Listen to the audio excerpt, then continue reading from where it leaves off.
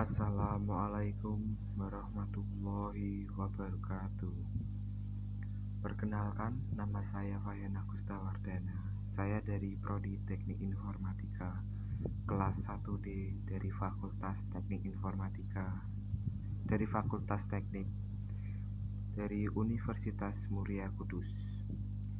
Di sini saya akan berkhutbah tentang belajar nasionalisme dan kemerdekaan kepada Rasulullah SAW.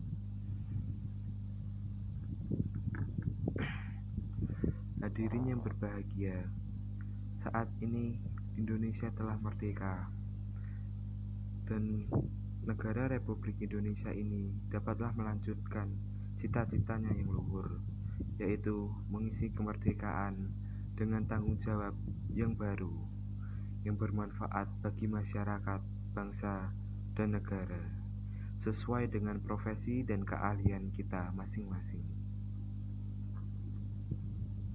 Yang jelas, semangat proklamasi haruslah menjiwai raga ini. Rasa nasionalisme haruslah tertanam pada jiwa ini. Kita hanya sebatas pada peringatan hari kemerdekaan itu saja, akan tetapi haruslah dihayati sekaligus diterapkan dalam kehidupan kita sehari-hari. Kata pejuang kita bermental nasionalisme antara lain, yaitu jangan tanya apa yang diberikan negara kepada saya, tetapi apa yang telah saya berikan kepada negara. Hadirin yang berbahagia, dalam perspektif Islam, konsep nasionalisme mengacu kepada kehidupan Kanjeng Nabi SAW sebagai uswatun hasanah dalam rangka mendirikan tatanan sosial politik di Madinah. Mari kita cermati strategi Kanjeng Nabi yang luar biasa ini.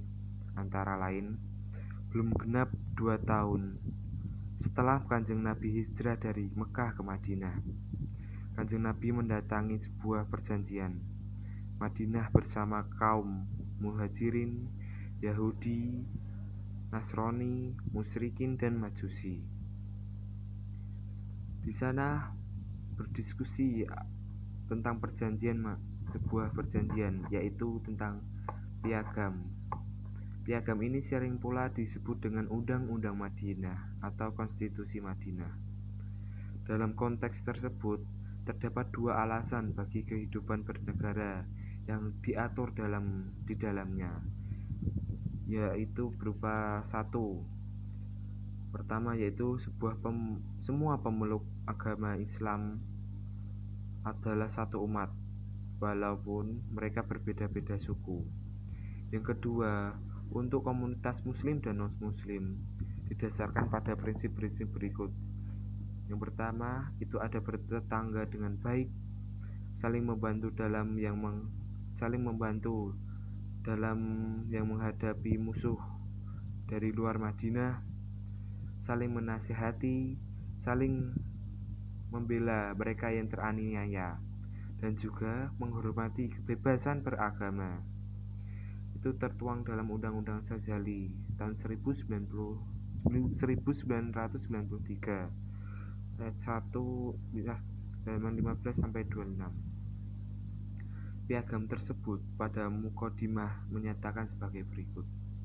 Ini perjanjian antara Muhammad SAW yang mewakili umat Islam, baik dari kelompok Mekah Quraisy maupun kelompok Madinah Yastrib, bersama-sama orang yang bersedia mengadakan perjanjian. Inti perjanjian tersebut adalah siapapun yang berada di kota Madinah adalah satu bangsa atau umatan Madinah atau one nation. Dengan demikian, secara sosiologis dan politis, piagam tersebut merupakan dasar konstruksi pendiri sebuah negara, bangsa atau nation state yang dibangun atas nama pluralitas dan kesetaraan sebagai jawaban terhadap problema bangsa. Dan piagam tersebut sudah mengatur kehidupan sosial politik warga Madinah yang sangat plural dan heterogen. Walaupun warga Madinah beraneka ragam, baik suku, keyakinan serta agamanya, namun mereka memiliki kedudukan yang sama. Masing-masing mempunyai kebebasan untuk memeluk agamanya, melakukan aktivitas kebangsaan, dan berkewajiban membela negara sebagai tempat tinggalnya.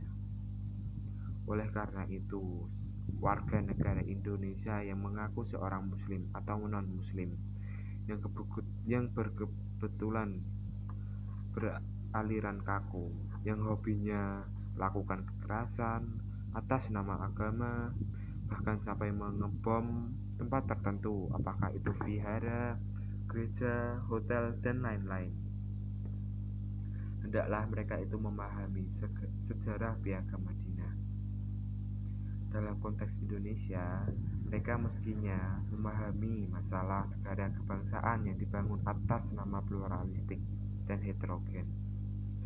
Seperti negara Indonesia ini, di mana Indonesia ini terdiri dari kurang lebih 1.000 suku, bangsa, dan pulau yang berbeda-beda keyakinan agamanya, di mana tidak dibedakan dalam undang-undang.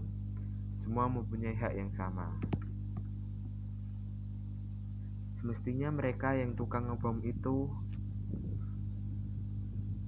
bisa memahami, atau yang hobinya ngerusak negeri ini bisa memahami dan menjaga negara ini dengan baik, seperti yang dicontohkan oleh Kanjeng Nabi Rasulullah SAW dalam membangun negara Madinah.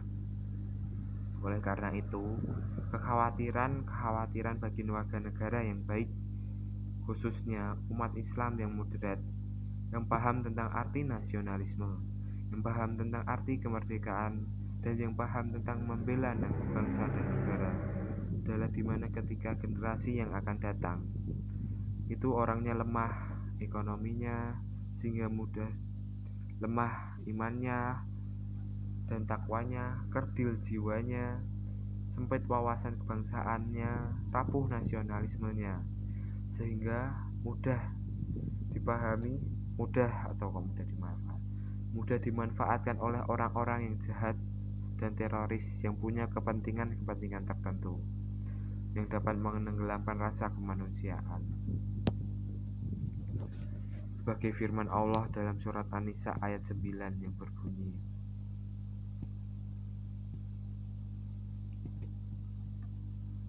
Bismillahirrahmanirrahim.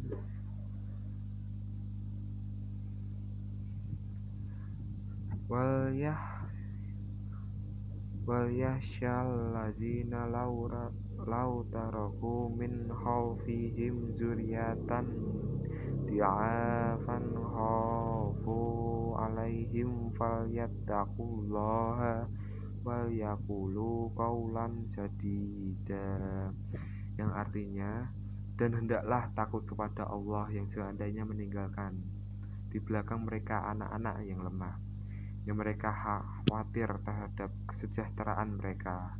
Oleh sebab itu, hendaklah mereka bertakwa kepada Allah dan hendaklah mereka mengucapkan perkataan yang benar.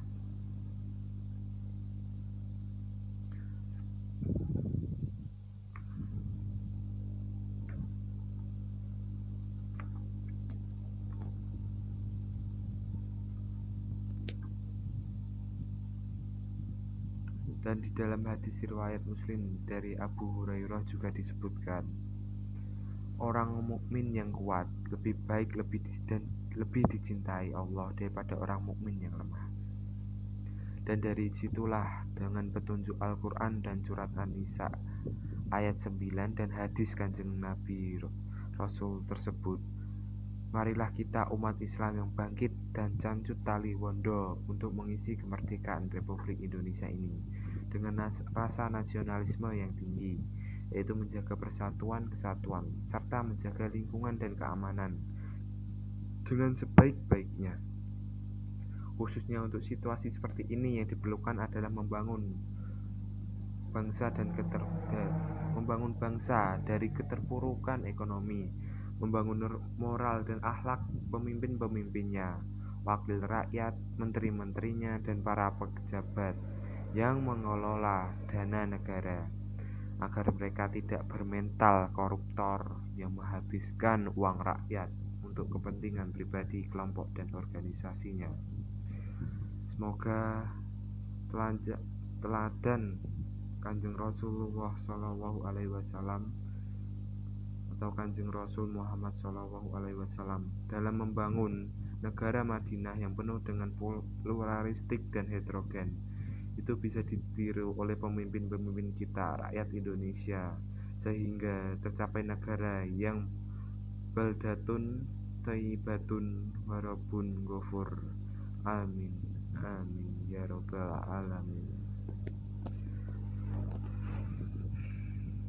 Hanya doa yang dapat kita harap, semoga Allah Subhanahu wa taala menyelamatkan diri kita, keluarga kita, dan bangsa kita dari fitnah dunia akhirat, dan kita semua dapat terhindar dari siksa api neraka.